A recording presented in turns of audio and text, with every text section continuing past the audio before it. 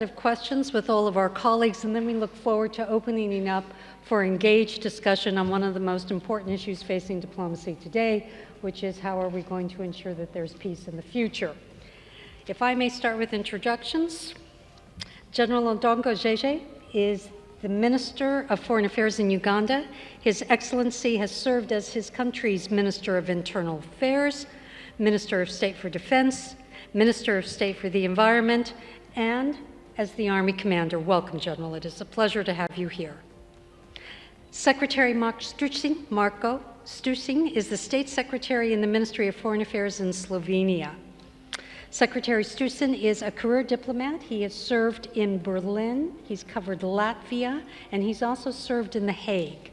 The Secretary was appointed rapporteur by the members of the Assembly of State Parties to the International Criminal Court. The members of the Organization for the Prohibition of Chemical Weapons also appointed the Secretary to the Confidentiality Commission. Welcome. Dr. Joanna Ronek is the UN Special Coordinator for Lebanon. Dr. Ronek has served as Poland's permanent representative to the United Nations and as Undersecretary of State in Poland for Arab and African countries. She was also the head of the EU delegation in Jordan, and she has served as Poland's ambassador to Morocco, Egypt, Mauritania, and Sudan. Welcome. Dr. Robert Floyd is the Executive Secretary of the Comprehensive Nuclear Test Ban Organization. Dr. Floyd has served as the Director General of Australia's Safeguards and Non-Proliferation Office.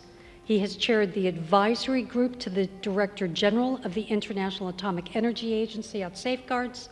He has co-chaired a working group of the International Partnership for Nuclear Disarmament Verification, and he chaired the Asia Pacific Safeguards Network. Dr. Floyd has held a number of senior executive positions. He's provided advice to Australia's Prime Minister on counterterrorism, counterproliferation, and emergency management. Welcome. I'm delighted that also joining our panel is Ceyhan Sultanoglu. Ceyhan has worked for the United Nations for more than 40 years. She is currently the Assistant Secretary General representing the UN at the Geneva International Commission, which is a very unique diplomatic body that is looking at the aftermath of the crisis in Georgia in 2008. Ceyhan and I are also very old friends. Ceyhan, I'm delighted that you're here with us today. The purpose of this panel, as I said, is to talk about a very remarkable set of proposals that were made by the UN Secretary General in July 2023. These sets of proposals aim to reinvigorate and, if implemented, to transform the international system for peace and security. It is an impressive and, in many ways, remarkable document. The policy brief is actually organized into 3 sections. The first section presents a very compelling analysis of the threats we are currently facing to global peace and security. The second section of the Agenda for Peace presents a set of principles for what would be an effective collective security system. And then the third section, the heart of the document, presents 12 priority actions for what the Secretary General calls a robust collective security system. Our aim in this panel is not to discuss each aspect of the policy document, but to ensure that we do have a shared appreciation of the new agenda, which all the members of the United Nations are considering. Allow me to very briefly present just the 12 core recommendations so you can see the depth and the scope of the new Agenda for Peace. The very first recommendation, startling in its simplicity, is to eliminate nuclear weapons. I currently work in Washington, D.C., where I'm the head of a national institution called the U.S. Institute for Peace, and I can tell you that a lot of coffee cups dropped when we saw that first recommendation. The second recommendation is to boost preventative diplomacy in an era of global division.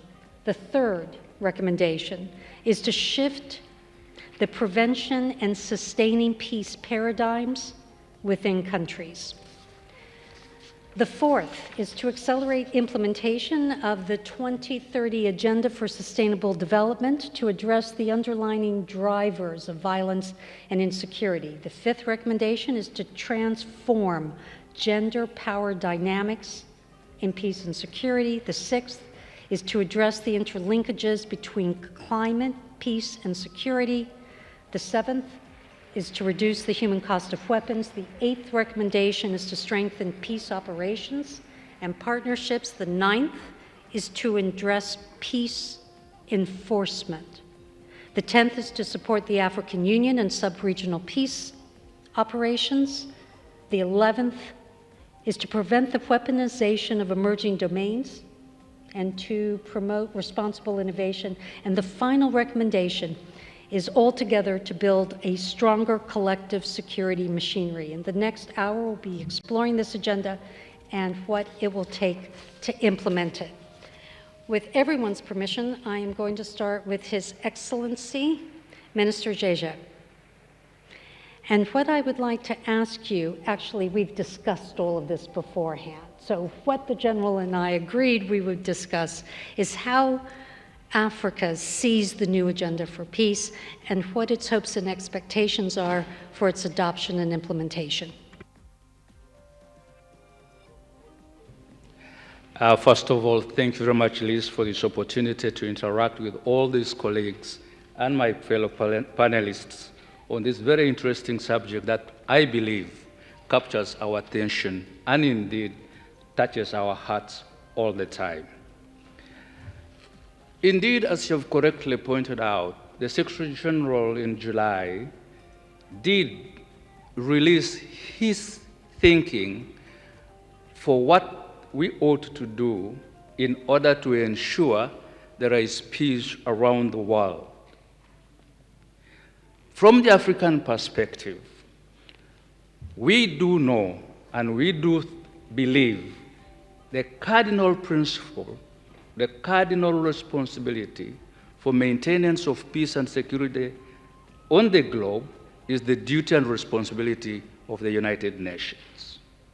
But as you all know, the United Nations, as we speak, particularly the Security Council, has had challenges in decision making, partly because of the rivalries, but secondly, in our view, because there are historical injustices that we need to address. For example, in the Security Council, in the permanent section, 240 million people in Europe are represented by 2 members.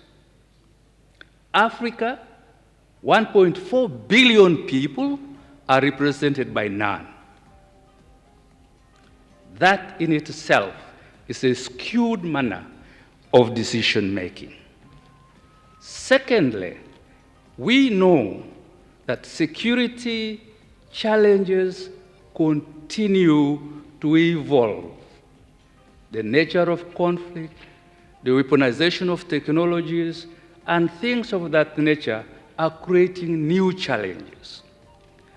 From our own experiences on the African continent, we believe that conflicts of this nature can be addressed through a 3-tier method.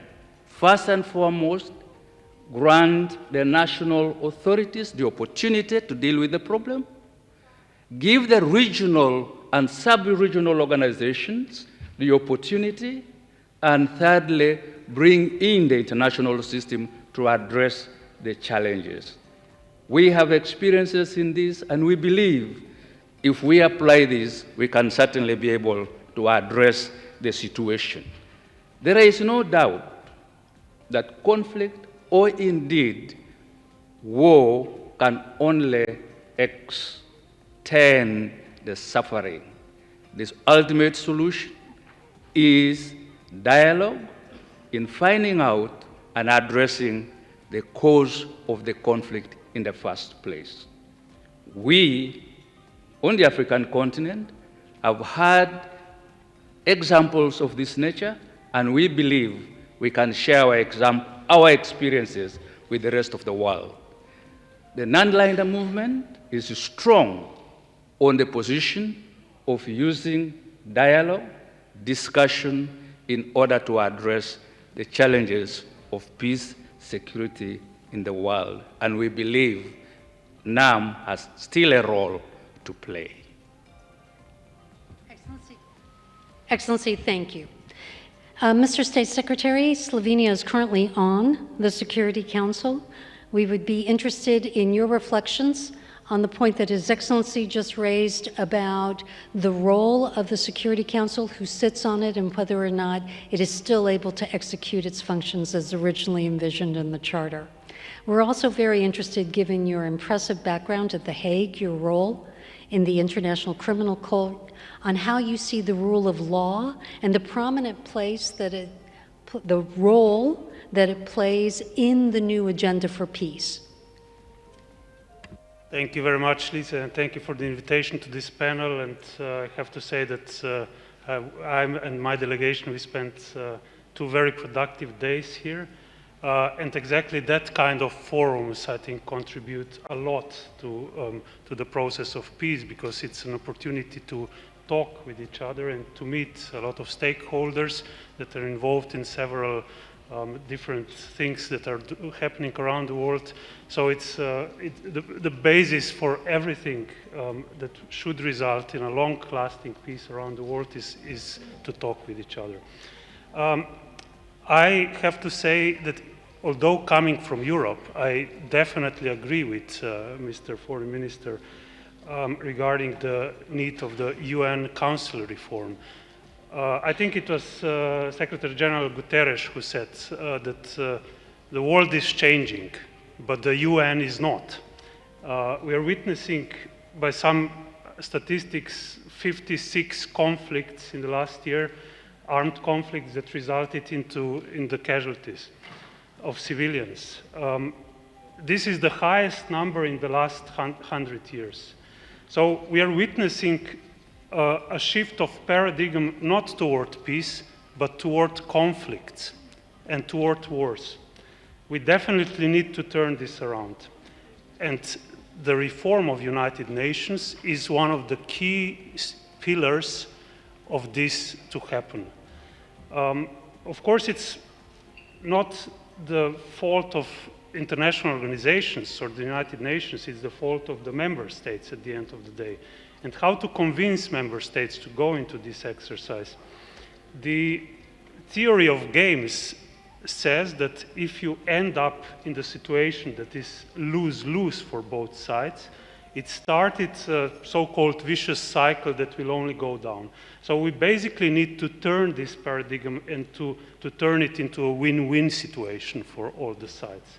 How to do it? Exactly with what the Secretary General put on the table. The peace is not something we would discuss at the beauty contests, or it's a real work. You have to work for peace, and you have to work on the different elements of bringing the international community to a state, to a peaceful state. You also asked about the role of international law in this process. And here, working for some time with the courts in The Hague, I would like to, maybe ask you, or I'll ask you and then I'll answer by myself, how big is the budget of the International Criminal Court? So we have one international court that is global. Unfortunately, not all states around this globe are members of this court. But how big is the budget? It's 180 million euros per year. That's 1/3 of the budget of Slovenian Ministry of Agriculture, just to give you an example.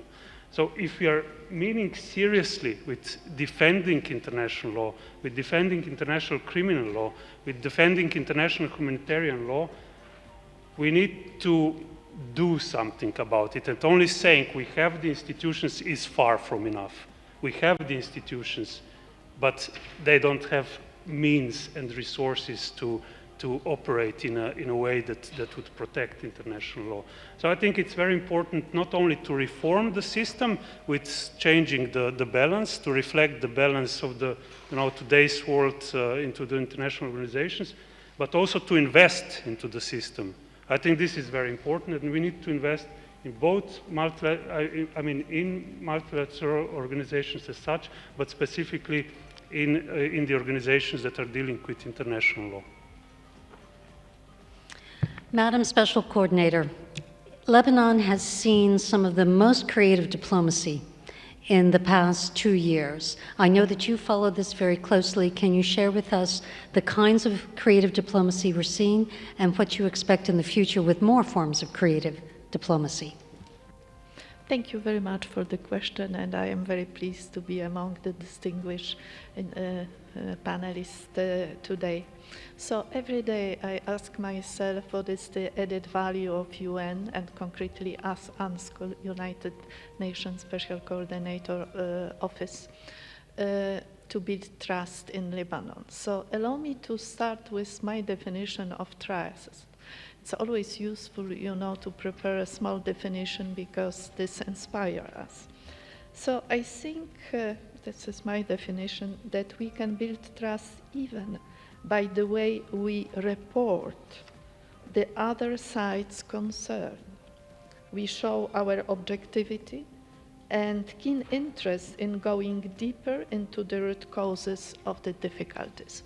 So with this approach, I try, and my colleague, of course, and the whole international community in Lebanon, to help the country with the acceptance, of course, of Lebanese, to bring hope, first of all, to the people, but also to have concrete achievements. So allow me to share my two maybe examples. One is related to the institutional reforms. Concretely, it was about how the international community supported Lebanon during the parliamentary elections, how we work well together between the main donors. Of course, UNDP has an excellent expertise, but also European Union, US, and the Arab League. When we speak very much about the prevention, I hope I will have the chance to speak about it. It's very important to cooperate with regional organizations. So here I should mention this excellent experience. Why? Because all regional organizations decided to send monitoring delegations with concrete recommendations, and we consulted each other. So the product was good. The election happened, of course, and since 2 years now, Lebanon has a new parliament. It's not new, but the parliament is there. Another example, since Lebanon has a very geostrategical position in the Middle East, is an example how we deal with the situation in the south.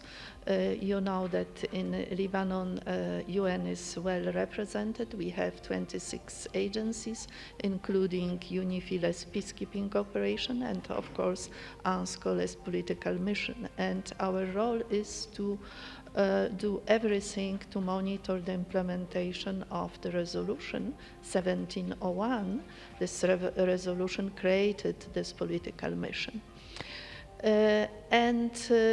One example of this creative approach in 22 was to try to build more stability between Lebanon and Israel.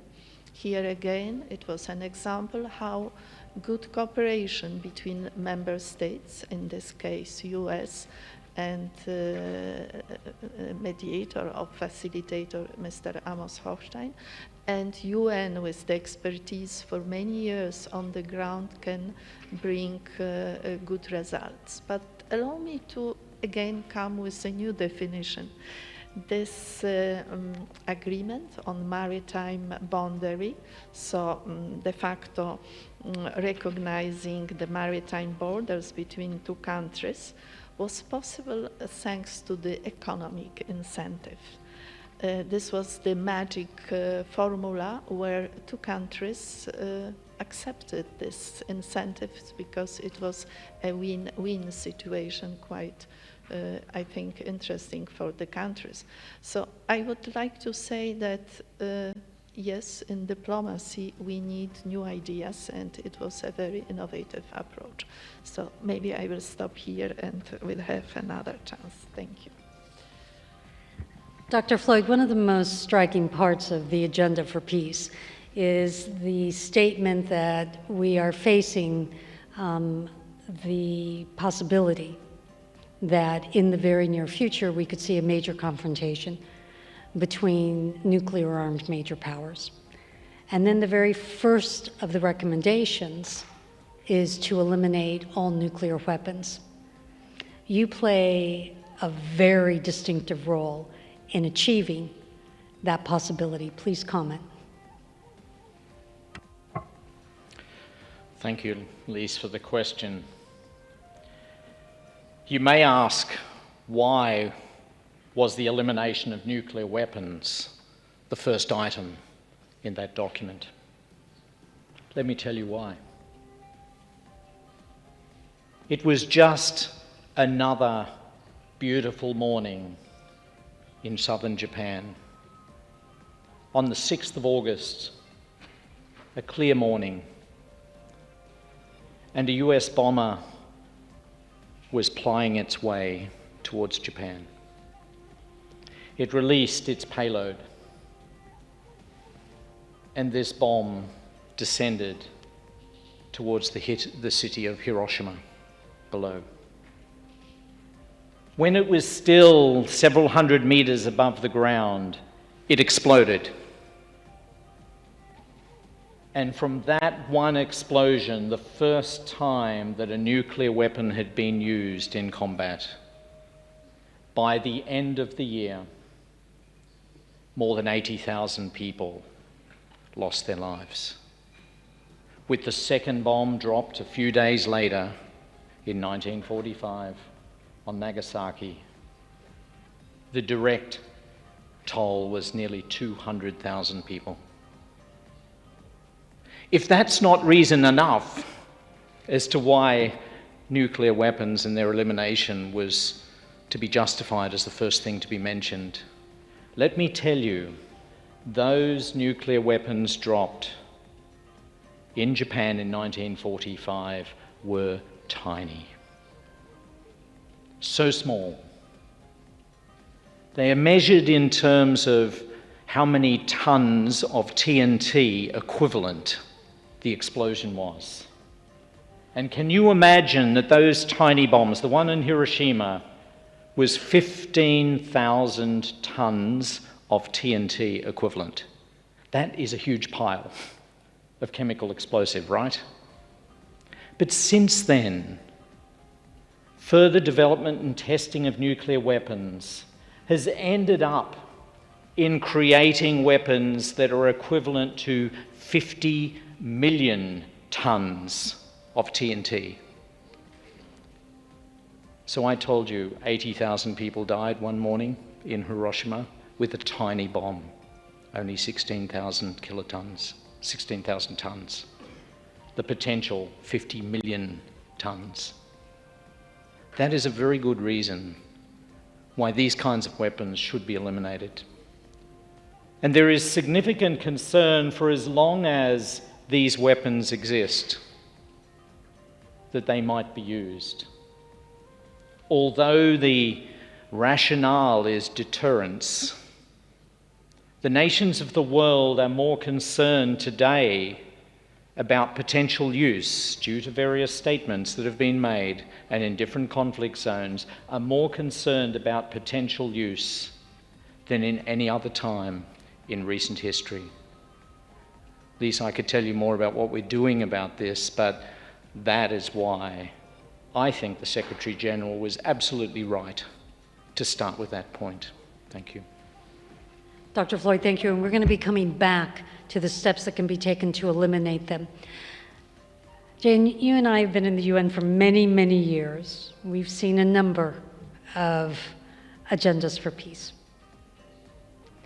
What's new about this one? What are your expectations for its possible success? Thank you very much, Lise. Thank you for being here. It's late in the day. A very good afternoon to everyone. Many thanks also to Antalya Diplomacy Forum for giving us this opportunity to talk about the new agenda for development. As you have heard, I've been with the United Nations for more than 40 years. Let me tell you, I never felt more than I do now that we need a stronger United Nations. I think that is where we start from. That is where I'm coming from. The United Nations, as we have also heard throughout the last 2 days, was built on the ashes of World War II. We heard about the devastation in Hiroshima. So the establishment of the United Nations is based on peace, you know, how we actually maintain, create, and keep our peace. The raison d'etre, the purpose of United Nations is that this. It is enshrined in the UN Charter. The UN Charter is designed to promote peace and stability, to promote human rights, to promote development, and to promote international solidarity and international cooperation. Indeed, in the past 7 decades, we are very much moving into the, 8th decade that the United Nations has been established. We have registered many successes. Thanks to the Millennium Development Goals, more than 1 million people were lifted out of poverty. More than ever, girls were able to go to school. Many, many good measures were taken to fight against climate change. Maybe we were able to do all that because we were living, compared to now, in times of peace, relatively speaking, I should say. What we are observing today is, unfortunately, I wouldn't say a collapse of everything that we have built and we have worked for, but I'm afraid we are pretty close to it. I don't want to be a doomsday sayer, but this is, as many times Secretary General Mr. Guterres has said, a perfect storm. In the past decade, only 350 billion were spent on humanitarian efforts, on peacekeeping, on refugees. In 2020 only, so we are at the beginning of 2024, so let me say 3 years ago, military spending globally reached $2 trillion. Now these numbers are much, much higher. We are talking about, indeed, resources devoted to war rather than peace. The new agenda for development is one of the policy briefs that will be discussed in the Summit of the Future in September at the General Assembly.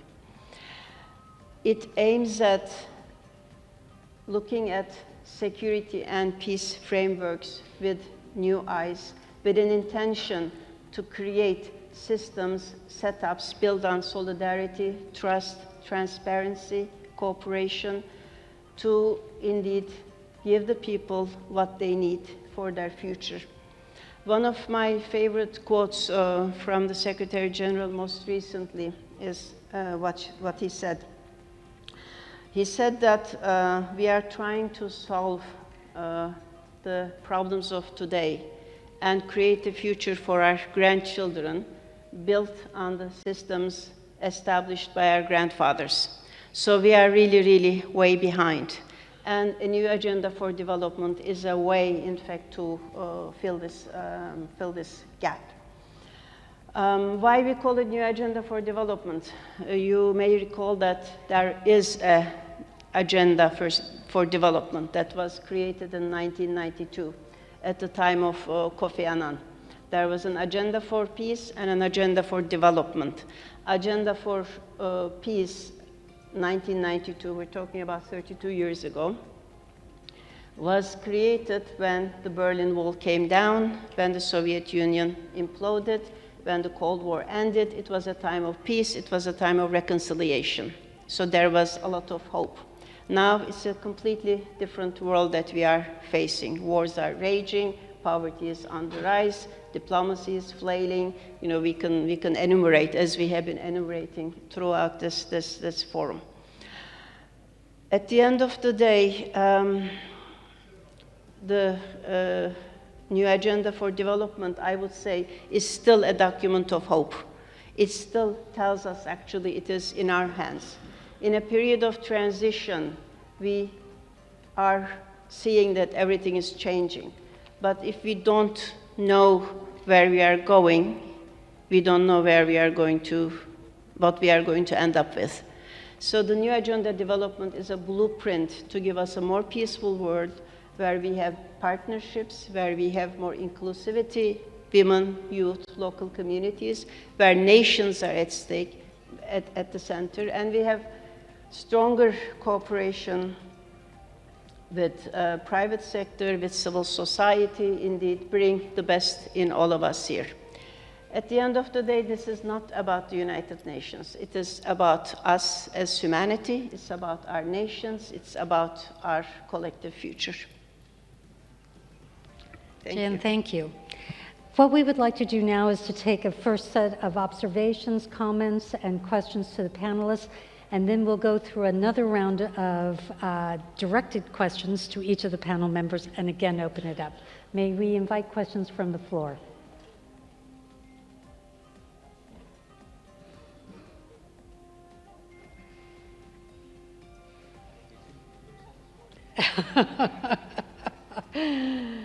If there are no questions, then permit us a second round. Oh, yes, sir.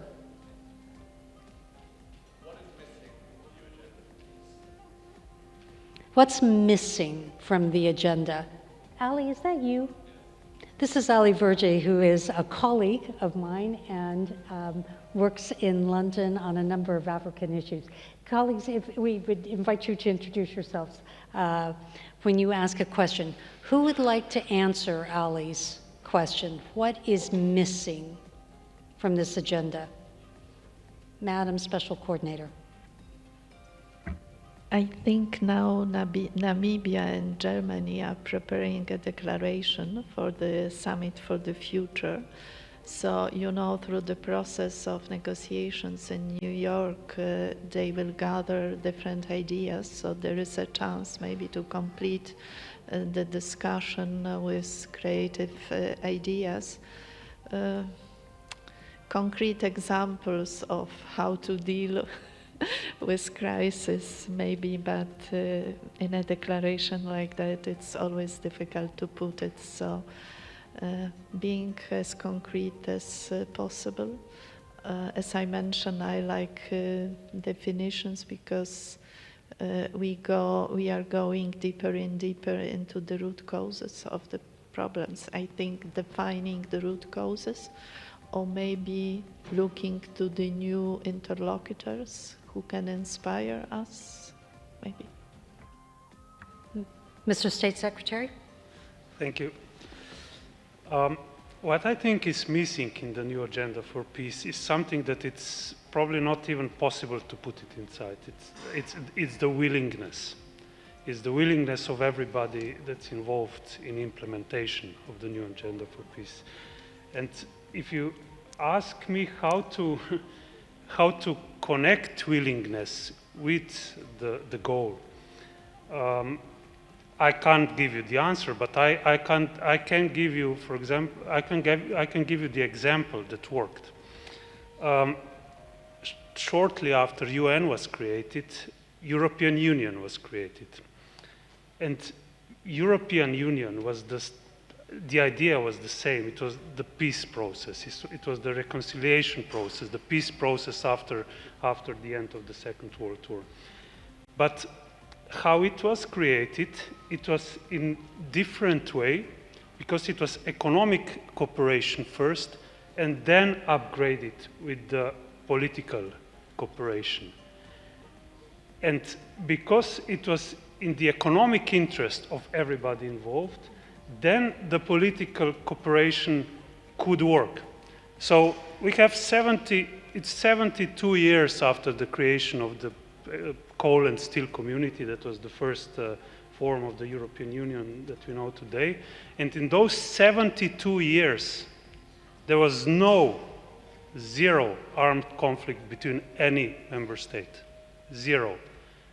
Imagine that before this, every 20 years, we witnessed a major, 30 years, we witnessed a major war in Europe. So it's difficult to speak how to make this document better, but I guess we should speak how to persuade everybody, how to make the willingness bigger of everybody that's involved. Thank you very much. What is missing in this agenda?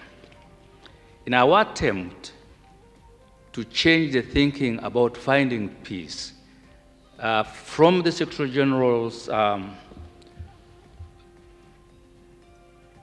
letter, which identified the paradigm shift, he did attempt to indicate which are those areas of conflict. It is important, just to add to what my colleague has said, that the willingness must be based on an attempt to understand what are the drivers to conflict. And once we have identified those drivers, to what extent are we willing to work together to eliminate those drivers in order to arrive at a peaceful world? I'll just give you a simple example. What drives terrorism? What drives the divergence within states and between states? What drives climate change? Do we all agree that those drivers are acceptable to all of us? Are we all willing to work together in order to correct and to attempt to resolve what we identify as drivers to conflict?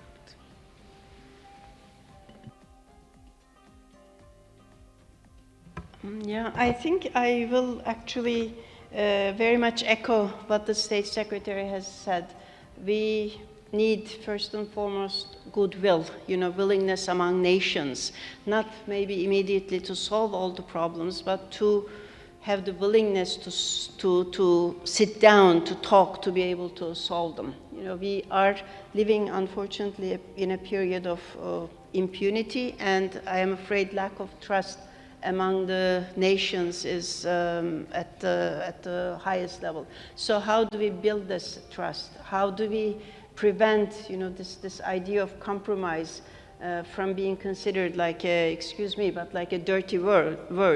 We have to be able to create the conditions for the nations to be able to sit down and discuss and put things on the table and talk like civilized people. I was saying that the first agenda for development for peace and the agenda for development were two sides of the coin. We still have those two sides of the coin. We have the new agenda for peace and we have the sustainable development goals. And that is maybe what we should be focusing on to eradicate, in fact, poverty, to ensure women's and youth's rights are protected. We have taken care of our environmental concerns. Unfortunately, SDGs are not doing very well either. Of the 17 goals, only 12% are on track. 30% are in fact at risk of being reversed or lagging. Half of them are either weak or insufficient in implementation. It is good news. Recently at the SDG Summit, the nations approved a package, a stimulus package. So I think there is also more effort needed indeed to look at this peace and development as a package. You know, unless we have that to be able to raise equality among nations in all senses, it will be very, very difficult to work towards peace. One thing I like indeed about the new agenda for peace is also the fact that it's quite holistic. It tries to look at it, in fact, from all these different perspectives.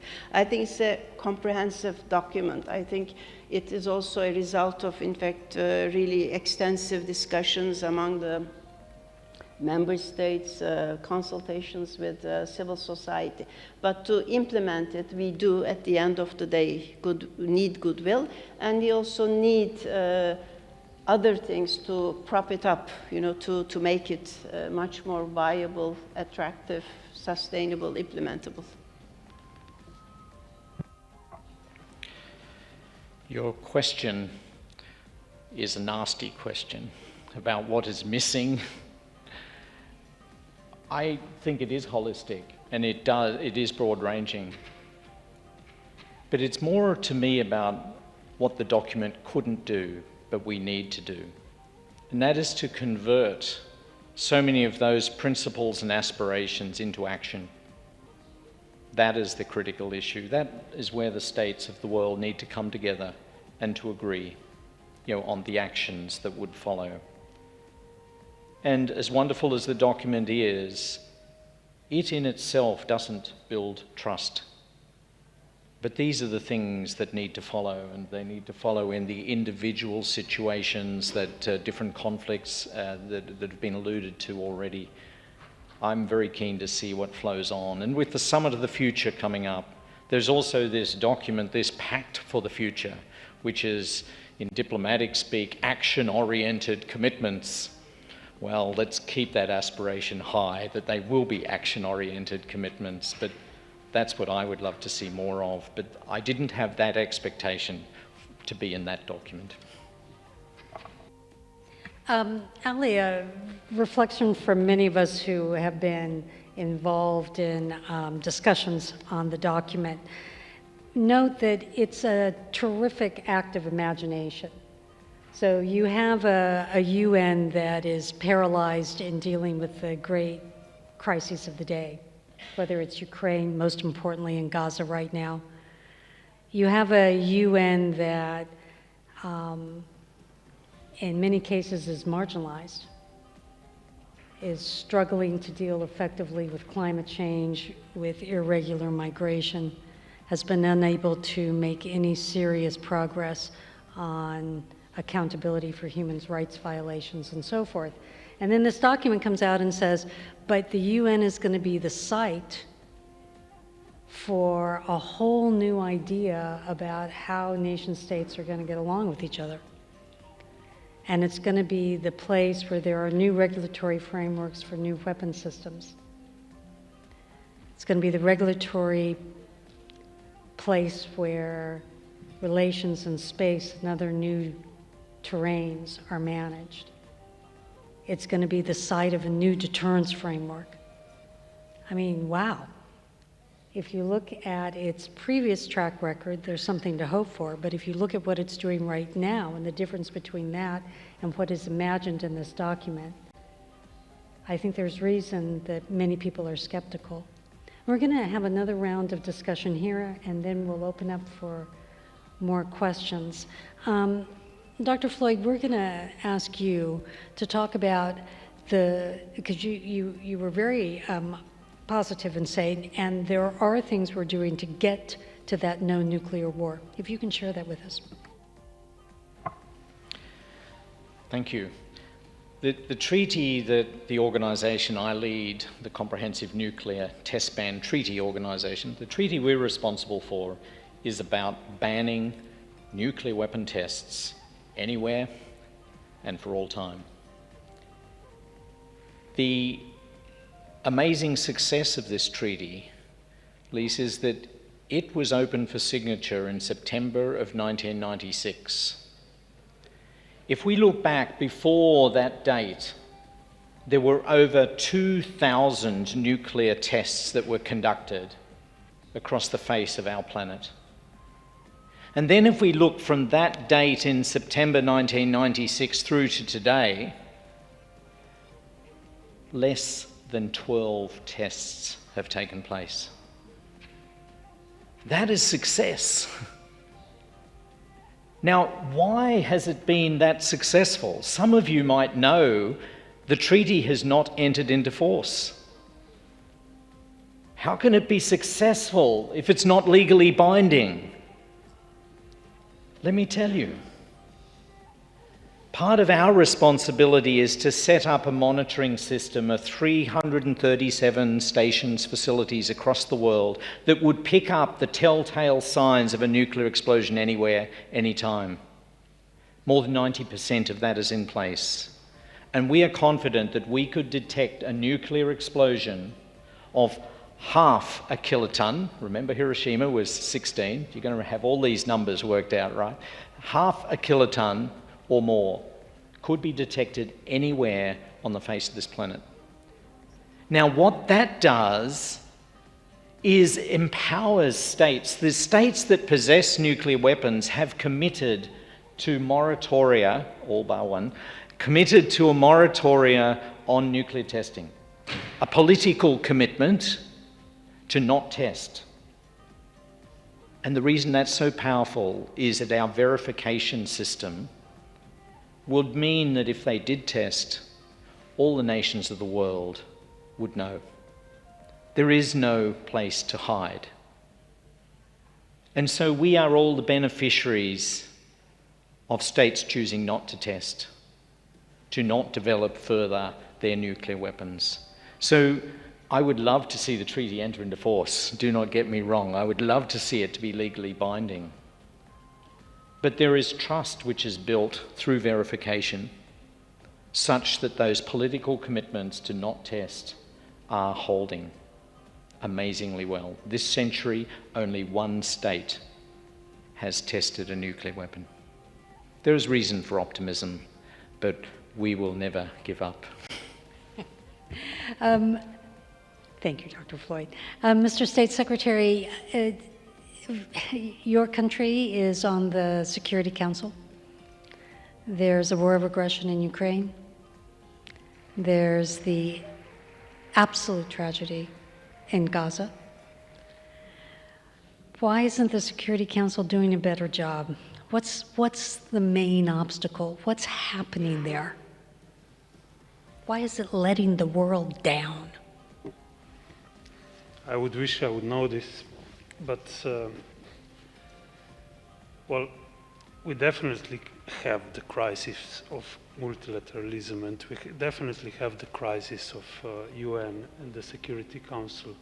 And it's very frustrating as a small country being a non-permanent member of the UN Security Council, how the work is tried to be done, but then at the end you fail. What we are witnessing now in Ukraine, what we are witnessing now in Gaza is something that it's simply, I would say before, unimaginable for a civilized world not to be able to act, though we are not acting. Slovenia is trying to be loud wherever we can. We are trying to be loud at the European Union level in Brussels. We are trying to be loud in New York.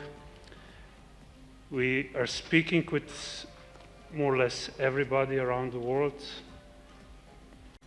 but still the things are not moving. So I'm just pleading, we are pleading to everybody that are members of UN Security Council, but also other international organizations, to realize that if, when, then now it's the time to act and to do something about it. So it's very, I know it sounds very frustrating to listen to this, but that's how it is, and we can try to speak with each other. We can try to organize conferences. We can try to call for for peace talks, but the things are not moving anywhere. I would say that the major problem is because we didn't manage to reform the UN system in the past. So it's a system that was made more than 70 years ago for the situation that was back then. But now we just are dealing with different situation with the old system. But let me also try to say something on a positive note, because I wouldn't like you to think that the multilateralism is dead. It's not. And what, for example, CTBTO is doing and what other organizations are doing, it's not something that you know, we shouldn't take into account. You mentioned I was in The Hague for 7 years and also working a lot with OPCW. It's the Organization for Prevention of Prohibition of Chemical Weapons. This organization got a Nobel Peace Prize because it managed to destroy all declared stockpiles of chemical weapons around the globe. So what international organizations are doing, it's something really, really big, but we should be able to do more. And we should be able to do more, especially in UN Security Council. We are going to keep trying, but it's not only us, it's also a couple of others that should. You know, for 25 years, there's been an unprecedented period of global cooperation that was ushered in by the end of the Cold War. And what we're seeing now is, of course, in many ways, the denouement, almost the end of that extraordinary period of global cooperation. And the implications for how we interact with each other as countries, as member states of the United Nations, is very profound, and it remains unanswered. May we invite questions and observations from the floor again? Sir. We'll take 3 questions and then responses. Yasin Yaylagül from Kapadokya University. I'm an MA student. When we think of humanity's history, it's full of with wars, genocides, and ongoing war, and etc. And I'm asking that, do you think that a global peace is possible? May we take the second question? We're going to answer them together. The second question, sir?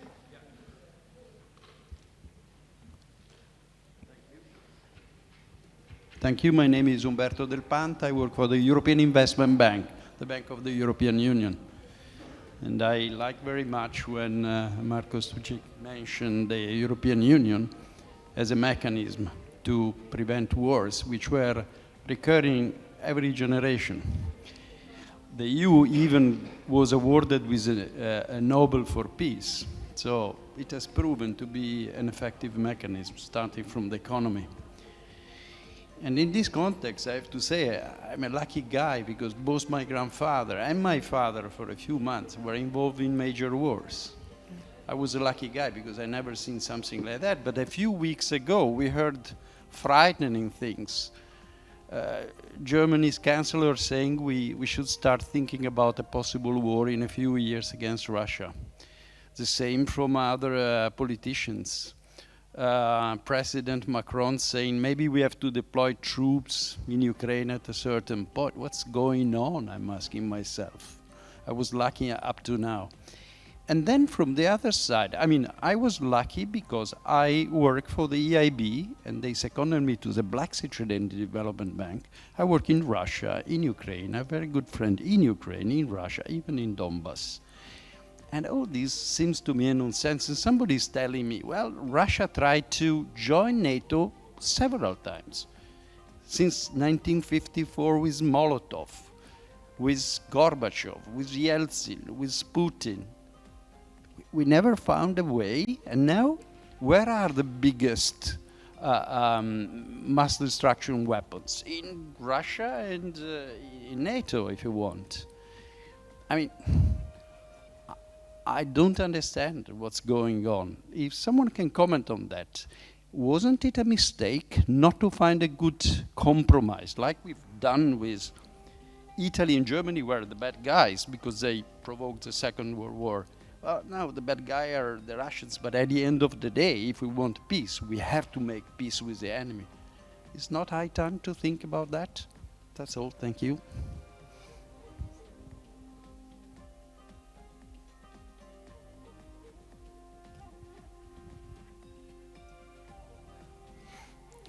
I would like to thank you for joining this forum and sharing your valuable ideas with us.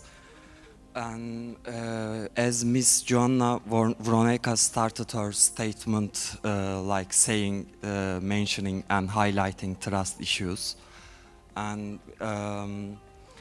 how can we manage this trust of environment, such a world that's increasing arm race, and also you also mentioned about the past years, previous years was increasing also conflicts around the world. Thank you. We're nearing the end of our sessions. We'll take a final round of observations. We'll start with you, Mr. State Secretary. I'll try to briefly answer to all these three questions that would probably need at least a couple of hours to talk about. Is global peace possible? If we won't think it is, we would go home now and do something else. It should be possible. We are living in,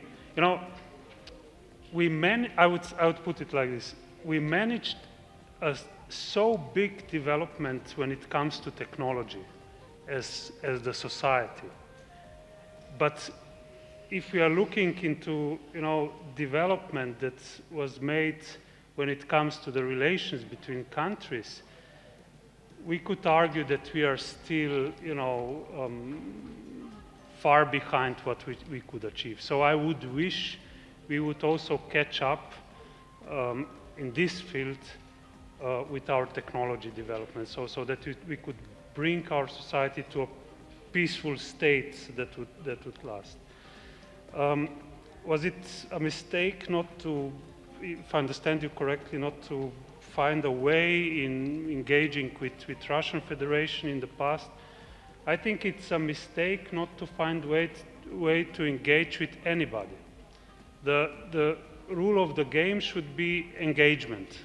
So if we are distancing from somebody, if we are pushing away somebody, we are creating the grounds for conflict. If we are trying to engage with somebody, then we, at least I think so, we eliminate or we lower the chances of conflict. So as a general principle, I would say finding a way to engaging with somebody, it should be the name of the game.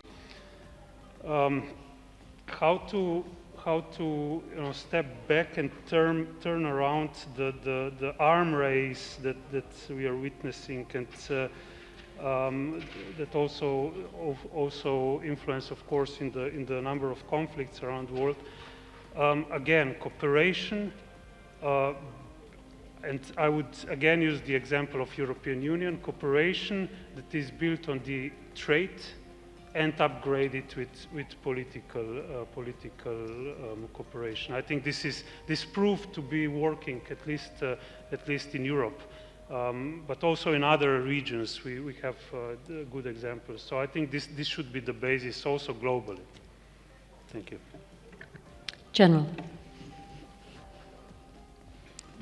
Thank you very much, Liz, and thank you very much for those wonderful questions. Is global peace possible? Where we are seated right now, that is utopia, but it is possible. Why? The challenge that we are faced with in the current society that we live in is the question of our mindset. Many of us do not look at humankind in terms of interests. As a result, we withdraw to our segments and behave as if the rest do not exist. it is important that we recognize that our Creator brought us on this planet for a purpose. And that purpose must be addressed by all of us as one. And that's why I agree with my colleague that in order for us to be able to do that, we should recognize that linkages should be established, interests, we must attempt to converge them so that together we can be able to work to achieve eventually what I began by calling utopia, that it is possible if we work together, if our interests converge, we can be able to achieve global peace. May we invite Special Coordinator? Thank you very much, and thank you for this question. Allow me to start with an observation from the ground. It's always useful to have concrete examples. I adore to meet young people, and once in a university in Lebanon, a very young girl asked me, in diplomacy, what is important, how to be a successful diplomat. So my answer was quite philosophical. I said, you should read poetry because it's about imagination and inspiration. So you ask about the trust. The definition I presented allows me to listen to the people and to be inspired by the people. If you have this capacity of absorb listening, you can come with creative ideas. Another practical reflection about the peace. When we listen, we educate ourselves. Through education, we can, I think, achieve peace. But again, it's about the perception, how I perceive you. If I am positive and you perceive me also positively, there is a bridge. So what the Secretary General is emphasizing is in his agenda for peace, it's very much about prevention. So how to prevent, and by building trust, it's about bridging between different people, the culture of peaceful coexistence. The country I am in, it's a beautiful example of the coexistence between different religious groups, cultures, but we are not talking enough about involving or investing in young people. I think young people can come with good ideas. I should also mention the role of women in politics. And finally, complementarity, because UN can offer an experience, but regional organizations, as I mentioned, can offer complementary advantages. So a lot of maybe philosophical thoughts, but we should be positive. Thank you. Jehan. Well, excellent question to start with. I will answer your question with another question. What's the alternative? I don't think we have any alternative but to work for global peace. What is startling to me is that we seem to be planning even more wars as we look towards the future, rather than trying to stop wars and work towards peace. It is staggering to hear that almost a quarter of the world's population live in conflict-affected areas, or they are directly affected by conflict. This is just amazing. I mean, at this day and age, we are living in the 21st century. We have made such huge achievements. How do we somehow, what we learned, how do we make sure what we learned, what we accumulated as humanity is used for better purposes? As Robert said, we need more mechanisms for building trust. The example you gave is excellent. I think we should be looking at how we, let's say, implement the good ideas that are expressed in big words in documents like the new Agenda for Peace.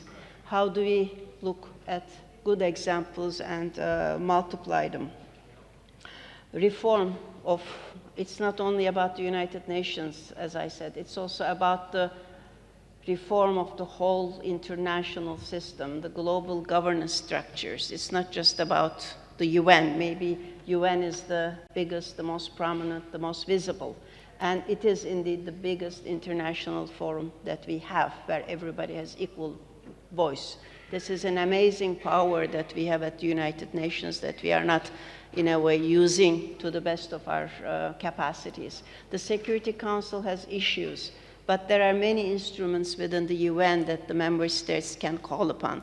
And there are things that are also in the new agenda for peace that are mentioned to reform in some ways, to the extent possible, the the Security Council. The list of which is asking for more accountability of the members of the Security Council when they use their veto power. So there are many, many things that can be done. But there is also need for more financing for prevention. Only 20% of ODA went to peacekeeping in the past years. This is a very tiny amount. We should be having more resources devoted to peacekeeping, peace enforcing, as Liz said. We need more financing for prevention. And for me, prevention is, I think Joanna said, it is also about root causes. It again comes back to this holistical approach.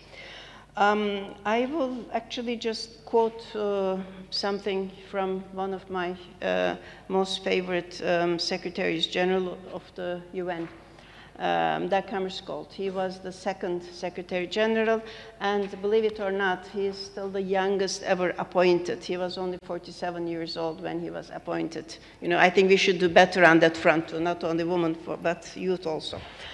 So that's another story, I think, for another panel, so I'll leave it at that. But what Dag Hammarskjöld said was, he said something, it's not an exact quote, but he said something like the United Nations was not created to lift humanity to heavens, but it was created to prevent humanity from descending into hell. I think that is what we should keep in mind. Robert.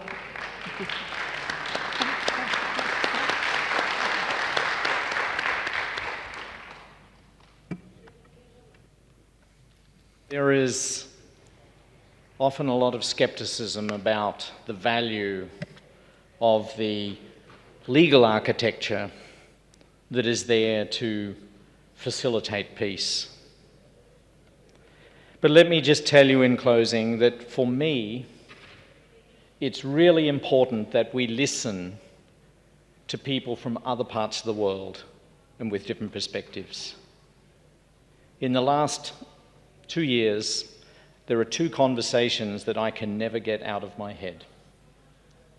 One with the president of a small island nation, the other with a prime minister of a different island nation. I discussed with them about the Comprehensive Nuclear Test Ban Treaty, and they said, we're in, we're ratifying this thing. But in both cases, what happened next has never left me. They sat back in their chairs and they both pondered, and they said something like this, that, you know, if a country chose to invade us, there is nothing we could do to stop them. But went on to say there is only one thing that can protect us. And I said to both of those leaders, different parts of the world, what is it? What is the one thing that can protect you? And you know what they said? They said the international rules-based order is the one thing that can protect them. And I was challenged deeply. Because for some nations, we spend our time debating as to whether this is even a thing. And yet for other nations, it is a fundamental part of their national security strategy. We need to hear those perspectives and redouble our efforts to strengthen, whatever you want to call it, but the architecture which is there to facilitate peace for all nations and for the least of these. Thank you. We would like to thank everyone for joining us this afternoon. I hope all of you join me in thanking Foreign Minister Jeje, State Secretary Marco, Special Coordinator Yorana, Executive Director Dr. Floyd, my good friend Jehan. Thank you.